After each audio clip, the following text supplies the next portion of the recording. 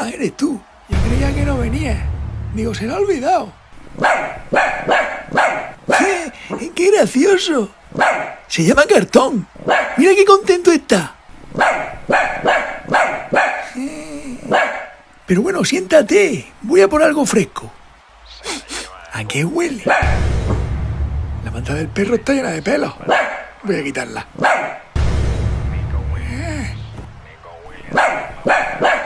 Oye, ¿qué ha pasado? Tienes mala cara. Toma, un agua con limón. Es buena para la angustia. Me voy a ir. ¿A dónde? Espera. Abuelo, abuelo. Fíjate, se me está empezando a caer el pelo.